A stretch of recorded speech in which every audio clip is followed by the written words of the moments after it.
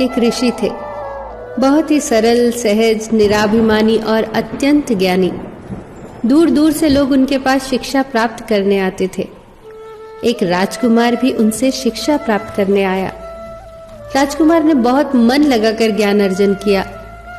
एक दिन ऋषि ने उस राजकुमार से कहा, जाओ वत्स, अब तुम्हारी शिक्षा पूर्ण हुई। अब इस शिक्षा का उपयोग करके तुम अपना और दूसरों का जीवन बेहतर बनाओ।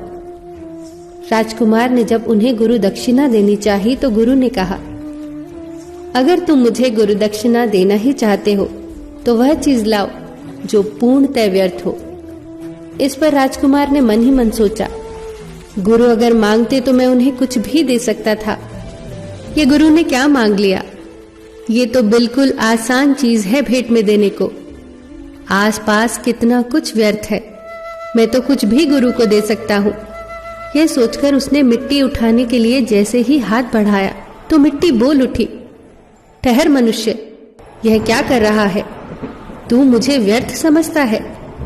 तेरे खाने पीने से लेकर बहुमूल्य धातुएं और ऐसी अनेक वस्तुएं क्या मुझी से उत्पन्न नहीं होती? ये विविध रूप, रंग, रस, गंध क्या मुझसे ही उत्पन्न नहीं होते? मिट्टी की बात सुनकर राजकुमार सोच में पड़ गया और फिर वो आगे बढ़ गया। वो थोड़ी ही दूर गया था कि उसने देखा कि एक स्थान पर गंदगी का ढेर लगा है। राजकुमार को लगा, इससे व्यर्थ तो कुछ और हो ही नहीं सकता, और ये सोचकर राजकुमार ने जैसे ही उसे उठाने के लिए अपना हाथ बढ़ाया तो उसमें से आवाज आई, रुको मानव, तुम मुझे व्यर्थ समझने की भूल भला कैसे कर सकते हो? क्या तुम भूल गए कि धरती को पोषित करने वाली खाद मुझी से बनती है? तुम्हारी फसलों को प्राण और पोषण मुझी से मिलता है। मैं व्यर्थ कैसे हो सकती हूँ? युवक अब सोच में पड़ गया और मन ही मन मुस्कुराने लगा।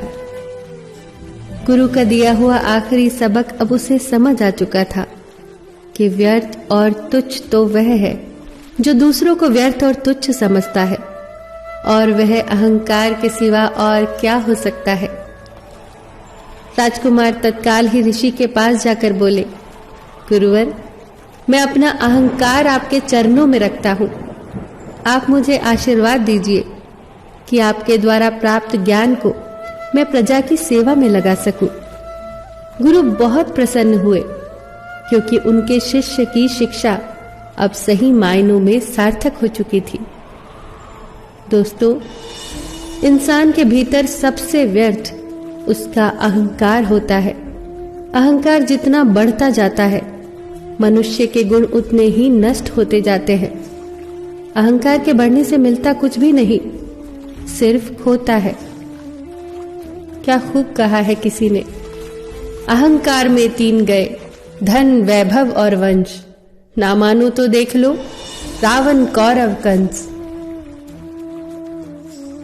फिर मिलेंगे दोस्तों अगली वीडियो के साथ। तब तक के लिए अपना ख्याल रखना और हमेशा मुस्कुराते रहना।